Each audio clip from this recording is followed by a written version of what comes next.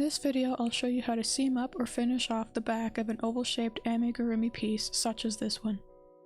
To start, you can have it partially stuffed, but I don't recommend having it fully stuffed until after you've finished the stitching.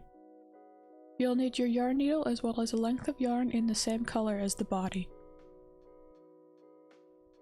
Start by threading your needle.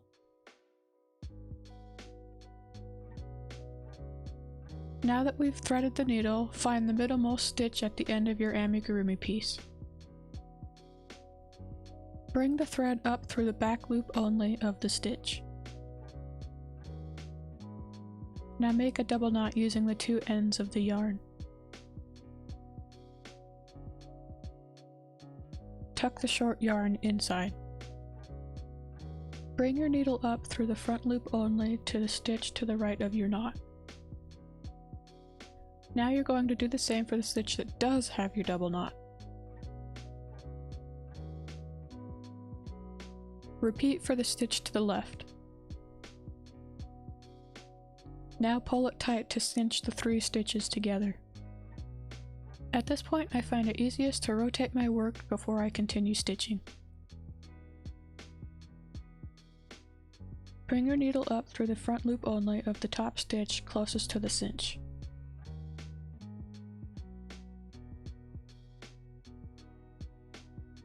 Don't pull it tight just yet.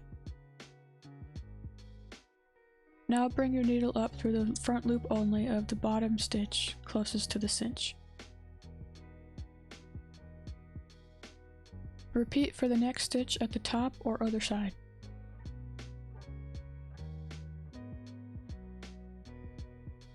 Continue this pattern of catching each front loop of the stitch on either side until you have a number of stitches left for the neck.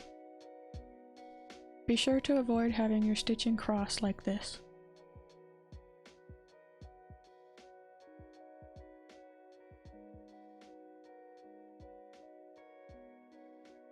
After a few stitches, pull it tight before continuing.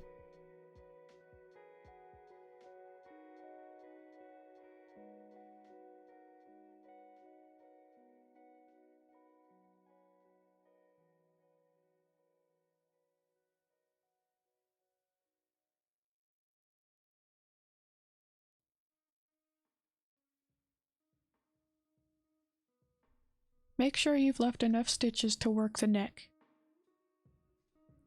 Now to finish off, we're going to pull our needle through one of the loops we've already made. Then pull our needle through that loop.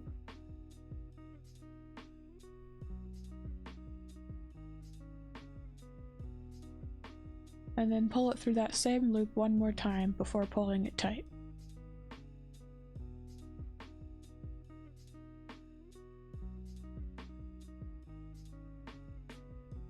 Tuck the loose end inside the body. You can now either stuff the body now or wait until after you've done the neck. I prefer to stuff the body now and then stuff the neck after I've finished it.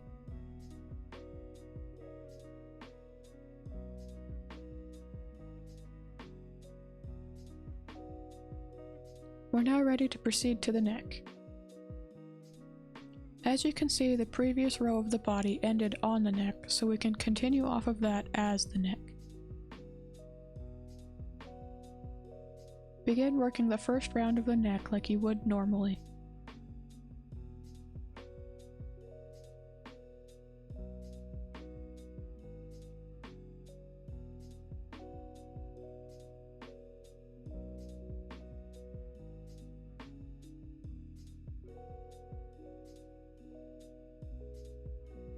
Stop 1 stitch before the back seam. In this next part, we're going to work an invisible decrease using the first stitch that's next to the seam, as well as a loop that's on the seam. I'll show you with my yarn needle. There are 4 loops that we're going to be working with here. 2 are from the stitches, and 2 are from loops that are just part of the seam. These 4 loops are going to be turned into 2 invisible decreases, thus making it so that the stitch count from your pattern won't change. Make the first invisible decrease by picking up the front loop of the stitch and then inserting your hook into the loop of the seam. Yarn under and pull it through both stitches, then complete the stitch like you would a normal single crochet. Repeat the process by picking up the loop from the seam and then inserting your hook into the next stitch.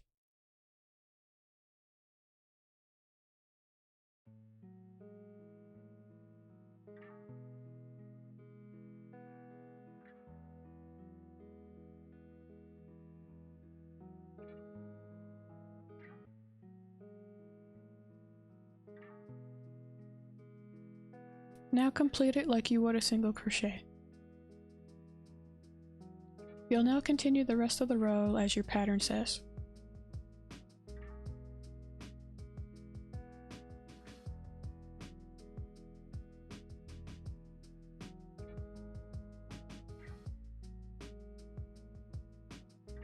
Complete the round by using your join of choice.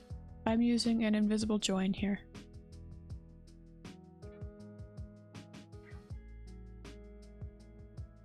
From here you'll continue following your pattern like normal.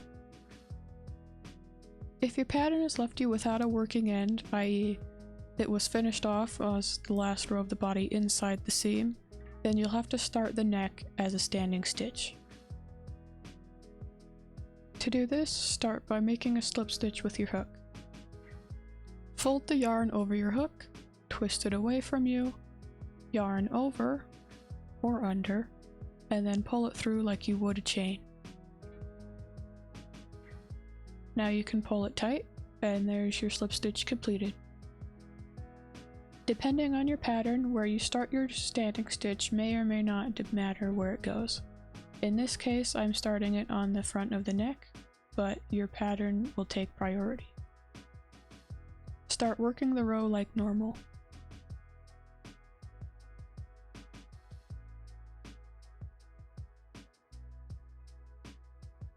Once you get to one stitch before the seam, complete 2 invisible decreases like I showed you before.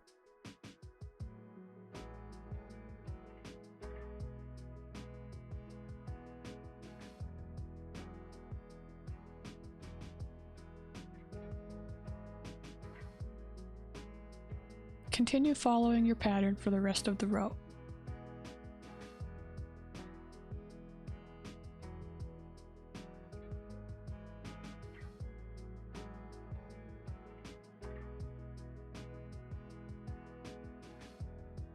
At the end of the round, you're going to use a join of your choice to finish the row. Like before, I'm using the invisible join.